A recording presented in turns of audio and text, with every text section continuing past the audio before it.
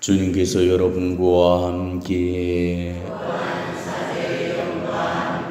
송 루카가 전한 거룩한 복음입니다.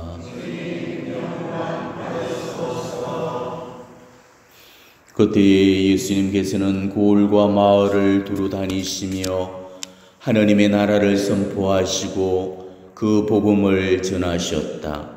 12 제자도 그분과 함께 다녔다.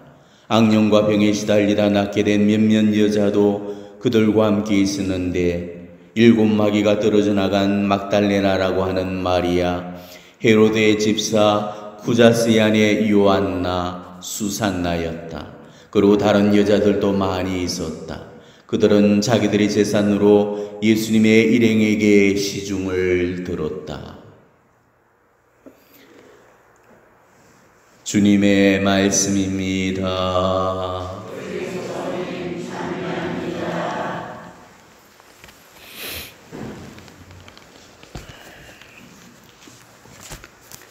오늘 복음은 예수님을 도왔던 여인들에 관한 그런 기록을 들려주고 있습니다. 예수님의 제자라면은 우리가 흔히 12 사도만을 생각하게 되는데 실제로 예수님 제자군은 그보다 훨씬 더 넓게 형성이 되어 있었죠. 넓게는 72명으로 구성된 72인 제자단들도 있었고, 물론 딱히 제자단이라고 불릴 수는 없겠지만은 가르침을 받던 여성 제자들도 있었습니다. 예수님께서 여성 제자를 뒀다는 것은 그 시대 상황에서는 상당히 이례적인 일이 아닐 수가 없었습니다. 그 당시 이스라엘은 남성 중심의 이 가부장적인 그런 사회였고, 여성은 인격체로서 전혀 대접을 받지를 못했고 인권 자체가 무시가 되어버렸습니다. 여자는 남자들의 그 소유물로 여겨졌고 재산의 한 목록으로 취급이 되었죠. 그래서 그 당시에 랍비들은 여자들한테는 율법을 가르치는 것을 금했습니다. 그리고 여자들은 회당에서 예배를 드릴 때도 한 구석 쪽에 마련된 자리에만 앉을 수가 있었죠. 10명 이상이 모여야 회당에서 집회를 열 수가 있는데 이때 여성은 10명의 계수에도 포함을 시키지를 않았습니다. 우리가 5,000명을 먹인 기적 이야기에서도 이런 흔적이 잘 나타나고 있죠. 자, 몇 사람이 먹었다고 되어 있습니까? 장정만도, 남자 어른만도 5,000명이나 된다 이렇게 되어 있죠. 여성 청중들이 그보다 훨씬 더 많았을 텐데도 여자들은 계수에서 아예 제외를 시켜버렸던 거죠. 또 여자는 거짓말쟁이로 여겨졌기 때문에 법정의 증인으로도 이렇게 서지를 못했습니다. 그러니까 이런 사회 통념 속에서 여자들을 제자로 받아들여서 이들의 헌신과 봉사를 받으셨다는 거, 이거는 당시 상황에서는 정말로 파란을 불러일으킬 만큼 대단한 그런 스캔들이 아닐 수가 없었던 거죠. 오늘 복음은 그 여성들 가운데서 대표적인 그런 인물들을 소개해주고 있습니다. 바로 마리아 막달레나, 수산나, 요한나라는 그 이름이 언급이 되고 있죠. 마리아 막달레나는 잘 알다시피 한때 7 마귀가 들렸다가 치유된 그런 여인이고, 그리고 요한나는 이 갈릴레아의 분봉왕이던 헤로데 그 안티파스의 그 재산을 맡아 관리하던 궁정관리였던 쿠자스의 아내였습니다. 그리고 수산나에 관한 그런 기록은 성서 어디에도 없지만은 오늘 그 악령과 병에 시달리다가 낫게 된 몇몇 여자라는 이 대목에서 우리가 유추해 봤을 때 예수님께 치우든 구마든 은혜를 입은 그런 여성이라는 사실은 틀림없습니다. 오늘 이 세 여인의 공통점은 모두 주님께로부터 큰 은혜를 입고 그리고 주님을 만난 이후로 그 삶이 예수님 중심으로 180도 바꾸어진 그런 사람이라는 사실이죠. 근데 오늘 이 세 사람 중에 가장 먼저 언급되고 있는 사람이 바로 마리아 막달레나입니다. 자, 세 사람 중에 제일 먼저 이름이 배치되어 있다는 것은 이거는 결코 우연이 아닙니다. 물론 요한나하고 수산나도 예수님께로부터 은혜를 받고 헌신적으로 예수님을 섬겨드렸죠. 요한나, 수산나도 예수님 사목의 훌륭한 협조자이긴 했지만은 진짜로 귀감이 되고 모범이 되는 그 여성은 바로 마리아 막달레나라는 것을 오늘 이 루카 복음사가가 마리아의 이름을 맨 처음에 기록함으로써 의도적으로 반영을 했던 것입니다. 이 마리아 막달레나는 예수님에 의해서 변모된 대표적인 케이스였죠. 예수님에 의해서 변모된 삶은 적어도 이래야 된다는 것을 오늘 말해주고 있는 표본입니다. 우리 역시도 예수님에 의해서 삶이 바뀌었다면 우리도 지금 이렇게 살아야 된다는 것이죠. 마리아 막달레나는 원래 7 마귀가 들렸던 부마자였습니다. 여기서 7이라는 이 숫자는 완전수로서 꽉 찬 충만을 의미하죠. 실제로 7 마귀가 들렸다기보다는 죄로 꽉 차 있는 그런 영혼의 상태를 의미하는 겁니다. 그만큼 고약한 부마 상태이죠. 마리아 막달레나는 7조종에 빠져 있었고 그대로라면 멸망당할 수밖에 없는 영혼이었습니다. 그렇지만 예수님의 권능의 힘으로 이 고약한 부마에서 벗어날 수가 있었던 거죠. 그리고 그것으로 이야기가 끝나버린 게 아닙니다. 마리아 막달레나에 관한 이 이야기는 복음의 맨 마지막까지 계속되고 있죠. 마리아가 예수님의 은혜를 어떻게 갚았고 또 어떻게 한 예수님을 섬겨들었고 예수님을 어떻게 따랐는가를 상세하게 전해주고 있습니다. 자, 그렇다면 왜 복음사가들은 이토록 한 여인의 그런 이야기에 이토록 과한 친절을 베풀고 있을까? 마리아 막달레나만 예수님의 특별한 은총을 입은 건 아니죠. 수많은 사람들이 치유와 구마의 은총을 입었습니다. 예수님은 가시는 곳마다 치유와 구마를 베푸셨습니다. 복음은 예수님께 치유와 구마를 입은 사람들의 그런 이야기를 곳곳에서 전해주고 있습니다. 그렇지만은 그들이 치유와 구마를 받은 이후에 예수님을 따랐는지 따르지 않았는지에 관해서는 달리 설명이 없죠. 설령 따른 사람들 중에서도 마지막까지 충실했는지 중도에 포기했는지를 말해주고 있지 않습니다. 아마 많은 사람들이 예수님의 큰 은혜와 호의를 잊고도 예수님을 따르거나 섬기지는 않았을 겁니다. 우리 인간이라는 이 짐승은 은혜와 호의를 헌신짝처럼 그럼 여긴다고 해서 머리 검은 짐승은 거두지 말라는 그런 속담이 있잖아요. 바오로 사도의 협력자들 중에 데마스라는 사람이 있었습니다. 이 데마스는 처음에는 바오로 사도의 아주 충실한 협력자였고 신실한 주님의 종이었거든요. 그렇지만 안타깝게도 무슨 이유에서인지 모르겠지만은 신앙을 떠나버리고 맙니다. 바오로 사도는 디모데후 후서에서 이 데마스의 신앙의 변절 이유를 이렇게 밝히고 있어요. 데마스는 현세를 사랑한 나머지 나를 버리고 데살로니가로 가고 이렇게 나옵니다. 대부분이 이처럼 은혜를 저버리고 세상적인 길을 선택해 버리게 되죠. 이게 예수님의 은혜에 대한 우리의 배은망덕입니다. 그래서 예수님의 은혜를 저버리고 있는 우리들의 이 배은망덕을 예수님이 마음 아파하시잖아요. 성모님께서도 바른 메시지들을 통해서 당신 아드님의 저 십자가의 그 피 흘림을 무위로 돌려놓는 우리 인간들의 배은망덕을 마음 아파하셨잖아요. 그렇지만 마리아 막달레나는 신실하고 충실하게 예수님의 은혜를 갚았고 예수님을 마지막까지 따르고 섬기는 그런 표양을 보여줬던 것입니다. 성경에 나오는 그 성인들이 공적인 이 우리 교회 전례 안에서 기념이 되는 경우는 흔치가 않아요. 12사도들 외에는 뭐 세례자 요한이라든가 오늘 이 마리아 막달레나라든가 또 마르타라든가 몇 명이 전부입니다. 우리 믿음의 조상이었던 아브라함도 우리 교회의 공적 전례 안에서 기념되지 않죠. 이스라엘의 성왕이었던 다윗도 우리 교회의 이 공식 전례 안에서는 기념되지 않습니다. 이스라엘 백성을 이끌었던 위대한 영도자였던 모세도 마찬가지였죠. 그런데 마리아 막달레나는 공적인 이 전례 안에서 기념을 하고 있습니다. 그거는 우리가 본받을 만한 귀감이 되고 본보기가 되는 비중 있는 성녀라는 것을 의미를 하죠.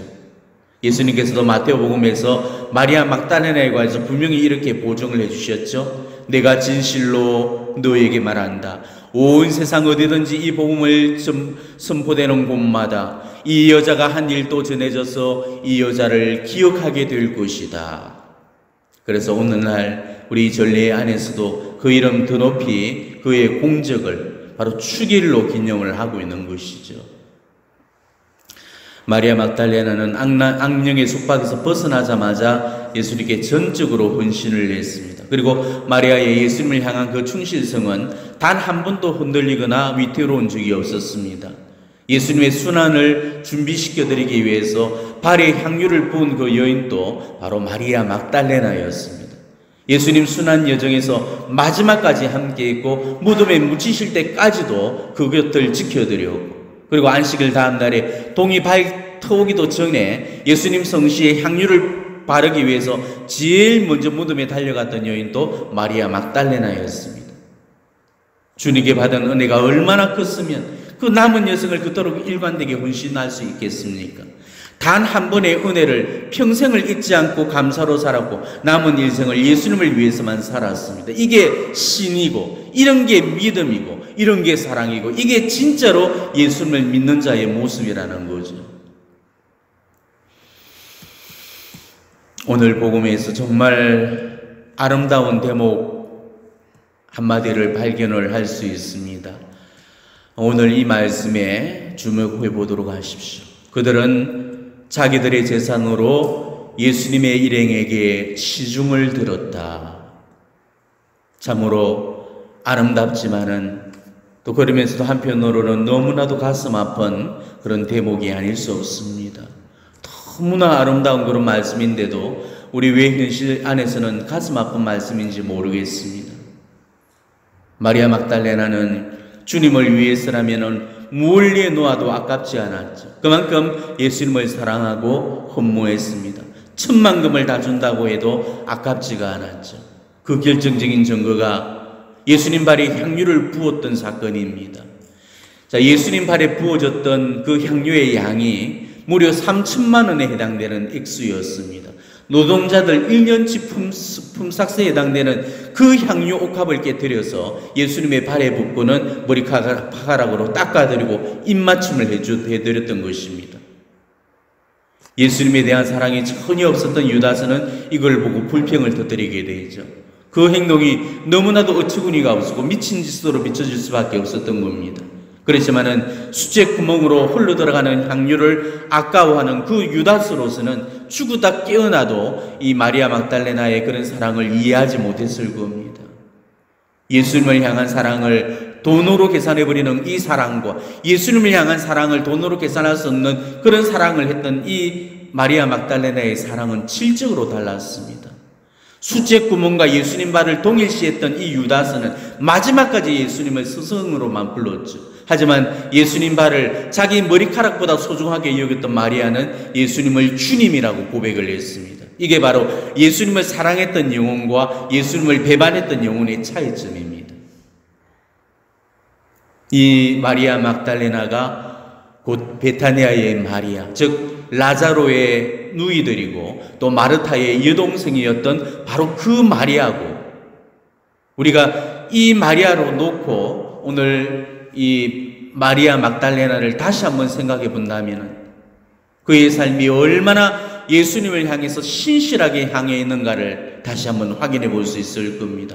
마르타가 그토록 분주하게 뛰어다니는 그동안에도 주님 발치에 앉아서 그분의 얼굴만을 바라보면서 그분 말씀에 매료될 만큼 그렇게 순진무구한 영혼이었습니다. 예수님을 너무나도 사랑한 나머지 영혼의 상사병을 앓을 만큼 예수님 사랑의 열애자가 되어버린 영혼, 바로 그 여인이 마리아 막달레나였죠. 자, 그런 영혼이 예수님께 무엇을 드린들을 아깝겠고 무엇인들 못 드리겠습니까? 그래서 주님을 위해서 자신이 가졌던 그 전 재산을 다 드릴 수가 있었던 거죠. 사랑하면 다 드릴 수가 있습니다. 우리는 사랑하는 만큼만 드리게 되어 있습니다. 내가 이만큼 사랑하면 이만큼 줄 수 있고 이만큼을 사랑하면 이만큼을 줄 수가 있는 거죠. 엄마는 자식에게는 다 주고도 더 줄 게 없어 애를 태우잖아요. 엄마는 자식을 위해서는 자기 목숨까지도 바칩니다. 왜? 자식을 자기 목숨보다 더 사랑하니까.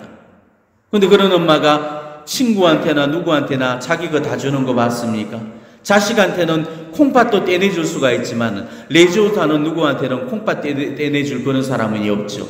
절대 그런 경우는 없습니다. 왜? 덜 사랑하니까. 사랑은 사랑하는 만큼만 주게 되어 있습니다.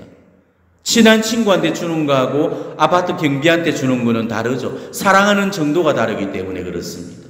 우리 주님과의 관계에서도 이거는 마찬가지라는 거죠. 내가 주님을 많이 사랑하면 많이 드릴 거고 적게 사랑하면 적게 드릴 겁니다.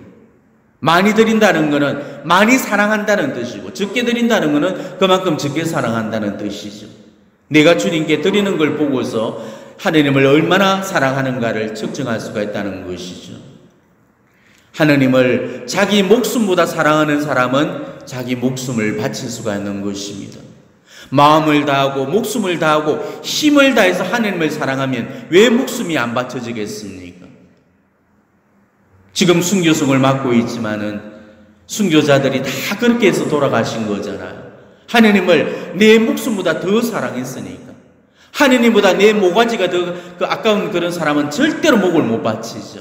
그렇지만은 내 모가지보다도 하느님이 더 좋은 사람은 목을 바치게 되어 있습니다. 때문에 이 순교라는 것은 하느님 사랑의 최고 경지입니다. 자기 목숨을 바쳐서 주님을 사랑해 드린 거니까. 그래서 순교는 직천당의 은총을 받는 것입니다. 내가 하느님을 사랑한다는 것을 증명해주는 최고의 증명법이 바로 순교입니다. 이보다 더 확실한 증명법이 없거든요. 하느님을 위해서 목숨도 바치는 사람이라면 이 세상에 못 바칠 게 뭐가 있겠습니까? 그깟 재산 못 바치겠습니까? 아들 이삭까지도 다 바칠 수가 있는 거죠. 성모님도 바로 하나뿐인 외아드님을 하느님께 바치셨잖아요. 왜? 하느님을 너무너무 사랑하셨기 때문에. 여러분은 하느님 사랑하십니까? 진짜 사랑하십니까? 얼마만큼 사랑하시죠? 유치원 아이들처럼 하늘만큼 땅만큼, 맞아요? 네. 우리가 하늘만큼 땅만큼 사랑하면 하늘만큼 땅만큼 바칠 수 있어야 돼요. 왜? 제가 좀 전에도 얘기 드렸잖아요. 사랑은 사랑하는 만큼만 주게 되어 있으니까. 하늘만큼 땅만큼 사랑한다면 내 재산 전부를 다 바칠 수 있어야 되잖아요. 근데 지금 내 재산 바치는 그런 사람이 어디가 있습니까? 전 재산은 고사하고 지금 내 수중에 든 돈도 다 안 바치고 살고 있잖아요. 우리가 주일날 복음하면서 자기 수중에 있는 돈이라도 다 바치는 사람이 과연 몇이나 되겠습니까? 그 돈 정말 묻지도 따지지도 않고 하느님께 다 드릴 수 있는 그 사람이 진짜로 하느님 사랑하는 사람이잖아요. 과부의 랩돈 2개가 바로 그랬잖아요. 자, 랩돈 2개는 과부의 수중에 든 돈 전부였습니다. 근데 과부는 그 돈을 하나님께 먼저 드리고 다 바쳤죠. 이게 진정한 신자의 모습이라는 것입니다. 진정한 신자는 바치고 남은 걸로 사는 사람입니다. 근데 지금 바치고 남은 걸로 사는 사람들이 우리 중에 몇이나 있겠습니까? 대부분 쓰고 남은 걸 바치고 있잖아요. 먼저 바치고 다 바쳐야 되는데도 나중에 바치고 조금만 바치잖아요. 내 목부터 꼽을 쳐놓고 나머지 푼돈이 하느님 몫입니다. 언제나 우리는 그렇게 하느님하고도 계산을 딱딱 하면서 살고 있거든요. 우리가 예수님을 정말로 사랑한다면 이 마리아 막달레나처럼 정말 주님을 위해서라면 천만금도 아까운 마음이 안 들어야 되는 것입니다. 하느님 사랑에 계산이 치고 들어와서는 안 되는 거죠. 3천만 원어치의 향유가 아니고 300억 원어치의 그런 향유라 할지라도 정말로 우리가 주님을 사랑한다면 정말 묻지도 따지지도 않고 부어드릴 수 있어야 되는 겁니다. 이게 진짜로 사랑하는 거잖아요. 그런데도 우리는 그러지를 못하잖아요. 헐, 이 유다스처럼 하느님 사랑을 얼마나 돈으로 따지고 계산을 해버리고 있습니까? 앞전에 제가 사모하던 그 기도처에서 미사 예물을 계리하는 것을 보니까 미사 예물 10,000원짜리가 수르륵합니다. 거의 대부분이 많은 미사 예물을 봉헌합니다. 그런 데서는 지금 미사 예물 10,000원이 아예 공식이 되어버렸습니다. 자, 이런 현상은 지금 본당에서도 마찬가지죠. 헌금을 계리를 해보면은 지금도 여전히 1,000원짜리가 대부분이고 5,000원짜리가 간간히 비치고 10,000원짜리 가뭄에 콩난 듯이 보이고 50,000원은 정말 한 장이라도 들었으면 재수라고 할 만큼 눈 씻고 찾아봐도 잘 없습니다. 이게 우리 가톨릭 신자들의 헌금 수준입니다. 헌금의 액수를 제가 문제 삼으려고 이 얘기를 드리는 게 아닙니다. 내 헌금이 정말로 양심에 따라서 이루어지는 정직한 헌금이고 정말 가난한 과부의 랩돈 2개라면 10,000원이면 어떻고 단돈 1,000원이면 어떻겠습니까? 그거는 괜찮은 거죠. 그렇지만 제가 정말로 탓하는 것은 있으면서도 하느님께 인색한 그 심보를 탓하는 겁니다. 어떻게 하면 싸게 먹힐까를 궁리하고 어떻게 하면 적게 내고 많이 타내려고 하는 것. 이런 마음을 품고 하느님을 사랑한다는 그 고백이 우리 하느님께는 얼마나 비극적이고 슬픈 일이 되겠습니까? 예전에 제가 있던 본당의 어떤 할머니는 미사 예물을 꼭 어느 그 후원회에만 넣으신다는데 제가 그 이유를 여쭤보니까 그 할머니 한다는 말씀이 너무 가관이었습니다. 어떤 곳은 10만 원만 넣으면 평생 미사를 넣어주는데 우리 본당은 비싸게 먹기더라, 그런 말씀을 하시는 겁니다. 본당에서 미사 넣으려면 최소한 2만 원은 넣어야 미사를 드려주잖아요. 그런 곳은 싸게 먹히니까 그런 데만 찾아다니면서 미사를 넣는다는 겁니다. 그렇지만 여러분이 아셔야 될 것은 미사 예물 만 원과 미사 예물 10만 원의 가치가 같다고 생각한다면 오산입니다. 만 원으로는 만 원 값만 하는 거고 10만 원으로는 10만 원의 가치를 하는 겁니다. 저는 만 원을 탓하고 싶지는 않습니다. 하지만 이 만 원이라고 해서 다 같을 수가 없다는 거죠. 정말 내게서 그 만 원이 10만 원의 가치처럼 여겨지는 그 만 원과 고작 1,000원, 2,000원 수준처럼 여겨지는 그 만 원은 분명히 다른 겁니다. 미사 예물로 10만 원 아니고 100만 원 이상을 내야 될 그런 사람이 만 원밖에 안 낸다면 그 사람은 지금 하느님 앞에 정직하지 않은 거죠. 여러분이 내고 있는 교무금, 정말 가슴에 손을 얹고 한번 생각을 해보십시오. 내 수입, 내가 땀을 흘려 번 돈이라고 생각을 해버리게 되면 그 돈은 당연히 아까워지는 겁니다. 그렇지만 내가 번 그 돈이 하느님께서 내게 채워주셨던 그런 복이라고 생각하면 지금처럼 우리가 계산하면서 그저 적게 내려고만 그렇게 요령을 피우지 않을 겁니다. 하느님과도 이렇게 야물딱지게 손익을 따져서 계산하는 그런 사람들이 이웃과의 관계 안에서도 계산이 안 되겠습니까? 하느님 앞에서 자신을 희생시키지 않는 그런 사람은 이웃의 아픔에도 자신을 희생시키지 않습니다. 하느님 앞에 계산적인 그런 사람은 이웃 앞에서도 계산기부터 두드리게 됩니다. 이웃의 아픔에 무감각할 수밖에 없는 거죠. 그러니까 이 사랑이라는 것은 하느님 사랑이 먼저 돼야 됩니다. 그래야 이웃 사랑도 되는 거죠. 하느님 사랑이 안 되는 그런 사람은 죽으다 깨어나도 이웃 사랑이 안 되는 겁니다. 우리는 복음을 분명히 기억해야 합니다. 예수님은 어리석은 부자의 비유를 드시면서 자신을 위해서는 재화를 모으면서 하느님께 인색한 사람의 그 불행한 운명을 우리에게 분명하게 경고해 주었죠. 손익을 따지는 것은 절대로 사랑이 아닙니다. 하느님 사랑을 돈으로 계산으로 해서는 안 됩니다. 하느님은 우리에게 당신 사랑을 단 한 번도 계산하신 적이 없으셨습니다. 언제나 묻지도 따지지도 않으셨고 일방적으로 주기만 하셨습니다. 그런 하느님을 우리도 그렇게 사랑해 드려야 되는데 이게 진짜 사랑인데 이게 서로 사랑하는 건데 우리는 이런 사랑을 못하고 있습니다. 예수님을 따르는 데는 굉장한 손해와 희생을 감수해야 된다는 사실 우리는 기억하셔야 됩니다. 우리가 성당을 다니는 이유는 하느님께 무언가를 받기 위해서 지금 다니는 게 아닙니다. 내가 지니고 있는 최고 최상의 것들을 하느님께 먼저 드리기 위해서 다니고 있는 것입니다. 이걸 알아야 우리가 하느님과의 사랑을 계산하지 않습니다. 예수님은 세상 사람들처럼 먹고 살려고 일하지 않으셨습니다. 예수님께서 하시는 일은 돈을 버는 일이 아니셨습니다. 자, 그렇다면 우리도 마찬가지입니다. 예수님이 우리를 돈 벌게 해주려고 이곳 성당으로 불러주신 게 아니십니다. 제자들도 돈을 벌기 위해서 예수님을 따라다니는 게 아니었습니다. 그래서 배와 그물과 아버지를 버리고 예수님을 따랐던 거죠. 예수님의 제자들 중에 돈벌이의 수단으로 예수님을 이용해 먹은 인간은 오로지 배반자였던 유다스뿐이었습니다. 우리는 돈을 벌기 위해서 예수님을 따르는 게 아니고 돈을 쓰기 위해서 지금 예수님을 따르고 있는 겁니다. 내 돈으로 예수님을 돕고 예수님의 구원 사업을 돕기 위해서 지금 이렇게 예수님 구원 사업에 동참하고 있는 거죠. 그렇다면 때로는 현실적인 그런 이익도 포기를 해야 되고 금전적인 손실도 감수할 수 있어야 됩니다. 내 거 바치면서 따라야 되고 자기 재산 포기하면서 믿어야 되는 것입니다. 오늘 이 여인들의 봉사는 단순히 시간적인 봉사 차원에서만 머문 게 아니었죠. 여인들이 자기 재산으로도 예수님을 도왔다는 그 사실에 우리는 다시 한번 주목하셔야 됩니다. 자신의 시간을 드렸고, 자신의 손과 발을 드렸고, 자신의 재산까지 드렸습니다. 우리가 드리는 이 봉사는 어느 것 한 가지만으로 예수님을 돕는 게 아니라는 거죠. 나는 시간만으로 봉사하겠다, 나는 몸으로만 봉사하겠다, 나는 돈으로만 봉사하겠다, 이런 건 온전한 봉사가 아니라는 것입니다. 근데도 신자들은 물질로 하는 봉사를 가장 어려워합니다. 너무너무 인색하고 지나칠 정도로 야박하죠. 신부님들은 지금 그 봉사를 제일 필요로 하지만은 신자들은 그 봉사를 제일 힘들어합니다.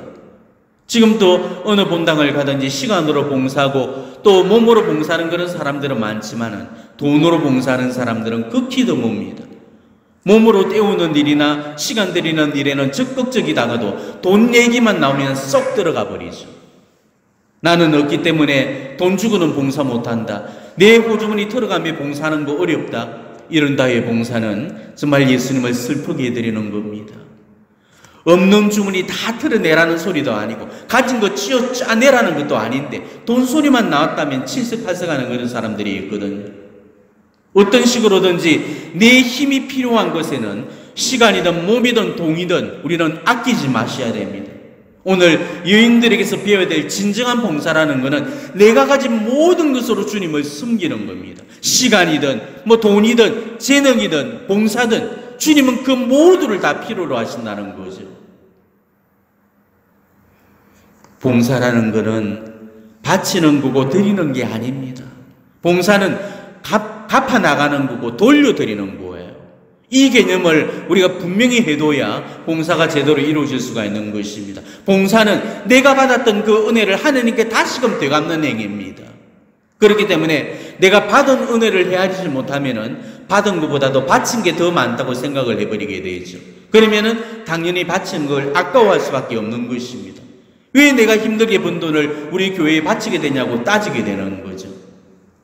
우리 가톨릭 교회 신자들이 물질 부분이 유달리 약한 이유도 이런 셈을 잘못하고 있기 때문에 그런 겁니다. 드린 것은 많은데 받은 게 없다고 그렇게 생각을 해버리게 되면 아까워서 못 바치게 되는 거죠. 드린 것은 없는데 받은 게 많다고 생각을 하면 뭐든지 다 바칠 수가 있는 거죠. 내가 지금까지 주님께로부터 받은 그 은혜를 잘 생각해 보도록 하십시오. 정말로 받은 게 없는지, 정말로 내가 드린 게 많은지, 우리가 그걸 제대로 알게 되면은 지금처럼 하나님께 야박하고 인색하게 굴지는 못할 겁니다. 오늘도 주님은 사제들을 통해서 당신 신비체인 이 교회 구원 사업을 이끌어가고 계십니다. 이 사제들을 돕고 사제들의 사목에 협조하는 게 바로 예수님을 돕고 예수님의 구원 사업에 협조하는 길이 됩니다. 여러분들이 사제들을 정말로 돕고 싶거든 정말 필요로 하는 그런 도움들을 드릴 수 있어야 됩니다. 신부님들이 지금 사목에 꼭 필요한 재원을 마련하지 못해서 애를 태우는 그런 순간이 정말로 여러분들이 도와야 될 그런 순간입니다. 예수님이 사목을 잘 하실 수 있었던 데는 자기 재산으로 예수님 일행을 시중던 그런 사람들의 협력이 있었기 때문이라는 그 사실을 기억하시기 바랍니다. 그렇다면 여러분도 바로 여러분의 소유로 사제를 돕고 우리 교회를 돕고 이 사제들의 사목을 도와야 하는 거죠.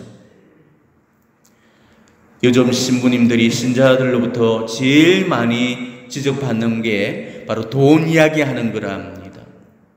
우리 신부님은 맨날 첫날 돈 이야기만 하신다고 그렇게 욕을 하고 있다는 거죠. 그렇지만 욕을 하기에 앞서서 먼저 자기 가슴에 손을 놓고 한번 물어보십시오. 내가 정말로 본당 사제를 욕할 자격이 있는가? 교회가 나를 위해서 해준 거를 따지기 전에 내가 교회를 위해서 해준 게 뭔가를 따져 묻는다면 정말 욕할 자격이 없다는 것을 알게 될 것입니다. 사제들이 돈 이야기하는 거 듣기는 싫겠지만은 그 돈 이야기하는 그 사제도 오히려 돈 이야기 꺼내는 것조차도 오히려 더 하기 싫을 겁니다. 얼마나 아쉽고 안타까우면 그러실까를 한번 입장을 바꿔서 생각을 해보도록 하십시오. 그 돈 이야기가 사제 개인의 호주머니를 채우기 위해서 하는 그런 돈 이야기라면 얼마든지 욕을 해도 좋습니다. 그거는 욕을 들어먹어도 싼 거죠. 하지만 신부님들은 대부분 돈 욕심이 없습니다. 마누라가 있어 자식이 있어 자기 한 목숨 그냥 떠나고 나면 그만입니다. 그래서 대부분의 그 사제들은 사사로운 이익을 위해서 돈을 모으지 않습니다. 얼마나 답답하고 어려웠으면 신부님들이 돈 이야기를 하실까를 한번 생각해 보도록 하십시오. 개신교회나 저 불교처럼 엄청난 수입이 들어오는 것도 아니고 겨우겨우 우리 교회를 유지할 만큼의 이 과부의 헌금만으로 운용되는 이 교회에서 얼마나 사목적인 압박을 받고 어려운 일에 봉착하는지 모릅니다. 여러분들이 평신도인 이상의 결코 사제들의 어려움을 다 헤아리지 못할 겁니다. 그냥 조용히 정말 말 없이 표 없이 우리 신부님들을 도와주시고 기도해 주시고 또 후원해 주시고 협조해 주시면 좋겠습니다. 그 공로는 결코 헛되지 않을 겁니다. 예수님께서 분명히 약속을 하셨죠. 그가 내 제자라고 해서 냉수 한 그릇이라도 주는 사람은 반드시 그 상을 받을 것이다 라고 그렇게 말씀해 주셨습니다. 나는 없기 때문에 도울 수 없다. 이거는 궁색한 변명입니다. 우리 중에 누구도 예수님을 돕지 못할 만큼 가난한 사람은 사실 없습니다. 자, 오늘 복음을 보십시오. 한 여인은 창녀 생활을 하던 밑바닥의 사람이었고 또 한 여인은 천하를 호령하던 직위에 있던 사람이 아내였다는 겁니다. 자, 예수님은 빈부격차나 신분의 차별을 두지 않고 이들 봉사를 다 받았다는 사실입니다. 돈 있는 사람, 권력 있는 그 사람만을 봉사자로 선택을 하지 않으시고 돈이 있으면 있는 대로, 돈이 없으면 없는 대로, 힘이 있으면 있는 대로, 힘이 없으면 없는 대로 누구든지 당신을 돕고자 하는 그런 이들이라면 거절치 않고 그들의 헌신과 봉사를 다 받아들이셨다는 거죠. 자, 이 말을 바꿔 표현하자면 돈 없는 사람, 능력 없는 그런 사람들도 주님께 봉사할 수 있어야 된다는 소리입니다. 우리 가톨릭 교회는 개신교회처럼 부자들의 부로 운영되는 그런 교회가 아닙니다. 과부의 랩돈 2개로 운영되는 교회입니다. 가난한 사람들의 이 자발적인 헌신으로 우리 교회 살림이 꾸려지고 있다는 것을 기억하시기 바랍니다. 그리고 여러분들이 소유한 그 재산으로 예수님을 도와주셔야 됩니다. 여러분이 가진 그 소유가 많든 적든 그것이 주님을 향해서 아낌없이 쓰여질 때 우리 주님은 과부의 랩돈 2개를 진정한 봉헌으로 받아주셨듯이 여러분들의 그 봉헌도 존귀하게 받아주실 겁니다. 그리고 여러분의 그 귀한 헌신으로 말미암아 하느님도 영광을 받으시게 될 겁니다. 내가 지니고 있는 이 소유는 하느님께로부터 온 선물이라는 것을 기억하시기 바랍니다. 내 재산은 반드시 하느님께로 되돌려줘야 됩니다. 적게 받은 사람은 적게 드릴 수밖에 없겠지만은 많이 받은 사람은 더 많은 것들을 드려야 됩니다. 그런데도 많이 받은 사람들일수록 더 적게 드리고 있죠. 많이 받고서도 적게 드리는 이 불량한 봉헌은 다 욕심에서 비롯되는 것입니다. 그 욕심 내려두지 못한 채 우리가 신앙생활을 하고 있다면 그 사람은 절대로 영적으로 성장할 수가 없는 겁니다. 하나님께 쓰여지는 돈, 교회를 위해서 쓰여지는 돈, 사제를 돕는 데 쓰여지는 돈, 그 돈이야말로 이 세상에서 가장 아름다운 돈이고 내 인생에서 가장 아름다운 지출이 되어질 겁니다. 오늘 복음 깊이 묵상하시면서 내 돈이 어디에 쓰이는 게 가장 이상적인 씀씀일까를 다시 한번 생각해 봤으면 합니다. 내가 소유한 물질은 궁극적으로 다 하느님의 소유고 하느님을 위해 쓰여져야 된다는 거 잊어서는 안 될 겁니다. 이 세상에서 가장 아름다운 손은 예수님을 도와주는 데 사용되어지는 그 손이라는 거 다시 한번 명심하면서 하느님께서 내게 주신 그 재산을 가지고 그것을 나는 지금 어떻게 예수님을 돕고 있는지를 다시 한번 깊이 성찰해 보셨으면 좋겠습니다. 바오로 사도께서 주신 말씀 조용히 묵상해 보시기를 바랍니다. 우리는 이 세상에 아무것도 가지고 오지 않았으며 이 세상에서 아무것도 가지고 갈 수 없습니다. 먹을 것과 입을 것이 있으면 우리는 그것으로 만족합시다. 부자가 되기를 바라는 사람은 사람들을 파멸과 멸망에 빠뜨리는 유혹과 올가미와 어리석고 해로운 갖가지 욕망에 떨어집니다. 사실 돈을 사랑하는 사람이 사랑하는 것이 모든 악의 뿌리입니다. 돈을 따라다니다가 믿음에서 떨어져 방황하고 많은 아픔을 겪은 사람들이 있습니다. 하나님의 사람이여, 그대는 이러한 것들을 피하십시오. 아멘.